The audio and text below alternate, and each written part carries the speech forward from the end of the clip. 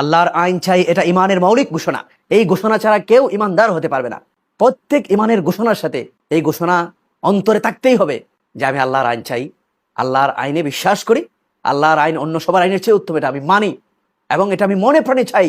এই আইন প্রতিষ্ঠার জন্য আমার সকল প্রচেষ্টা থাকবে, আমার সকল সহযোগিতা থাকবে। জীবন বাজি রেখে নবী রাসূলগণ এবং সাহাবায়ে কেরাম তাদের সঙ্গী সাথীগণ এই আইন প্রতিষ্ঠার জন্য কাজ করেছেন। কারণ আল্লাহ পরিষ্কার বলে দিয়েছেন, ফালা ওয়া রাব্বিকা লা ইউমিনুনা হাত্তা ইউহাক্কিমুক। তোমার রবের কসম, যে আল্লাহর আইন চায় না সে ইমানদারি হতে পারবে না। যে তোমাকে হাকিম না মানে, তোমাকে বিধানদাতা না মানে, সে ইমানদারি হতে পারবে না। সুতরাং এই ঘোষণার সাথে দ্বিমত পোষণ করার সুযোগ কোনো ইমানদারের নেই। যেই বলুক না কেন, যে ব্যক্তির মুখ থেকে এই কথা বের হোক, যার কিতাবে থাক, এটা ইমানের মৌলিক ঘোষণা। এই ঘোষণা কোরআন সম্মত এবং হাদিস সম্মত। আমরা এই জায়গাতে আজকে ধরা খাইছি মুসলমানরা। আমি লা ইলাহা ইল্লাল্লাহ মুহাম্মাদুর রাসূলুল্লাহ বলে মনে করছি আর কিছু করা লাগবে না। আল্লাহ বলতেছেন, আহাসিবান নাস আন ইউতরাকু আন ইয়াকুলু আমান্না ওয়া হুম লা ইফতানুন।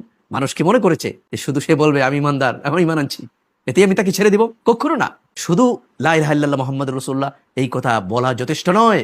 এই কথার দাবি হচ্ছে মুহাম্মদুর রাসূলুল্লাহ সাল্লাল্লাহু আলাইহি ওয়াসাল্লামকে বিধানদাতা মানতে হবে। আল্লাহ নিজে এই কথা কোরআনুল কারীমে বলেছেন, ফালা ওয়া রাব্বিকা লা ইউমিনুনা হাত্তা ইউহাক্কিমু। তোমাকে নবী হাকিম মানতে হবে।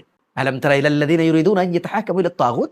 তুমি কি দেখো নাই ওরা তাগুতের কাছে, অর্থাৎ আল্লাহ ছাড়া অন্য যে কেউ, মানুষ হোক, দল হোক, সংসদ হোক, যে কেউ আল্লাহর আইন বাদ দিয়ে অন্য কোনো ফর্মুলায় যে কোনো আইন তৈরি করবে, সে হলো তাগুত।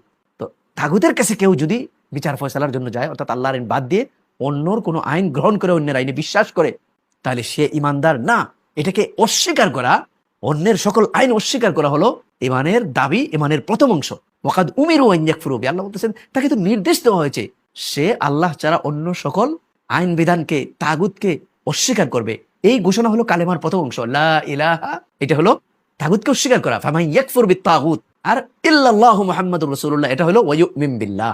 প্রথম অংশই হলো ফামান ইয়াকফুর বিত তাগুত, আর দ্বিতীয় অংশ হলো ইউমিন বিল্লাহ। প্রথম অংশ লা ইলাহা ইল্লাল্লাহ, এটা বলার সাথে সাথে আপনি ঘোষণা করলেন যে আল্লাহ ছাড়া কোনো আইনদাতা নাই, বিধানদাতা নাই।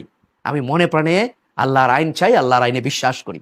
প্রথমে সবাইকে অস্বীকার করে তারপরে আল্লাহকে গ্রহণ করলেন, তাহলে আপনি হলেন ইমানদার। একদম কালেমার সাথে অতপ্রতভাবে জড়িত কথা হচ্ছে আল্লাহর আইন চাই। ইমানের প্রথম ঘোষণা, ফান্ডামেন্টাল ঘোষণা, মৌলিক ফান্ডামেন্টাল ডিক্লারেশন অফ ইমান, declaration of faith in Islam, আল্লাহর আইন চাই।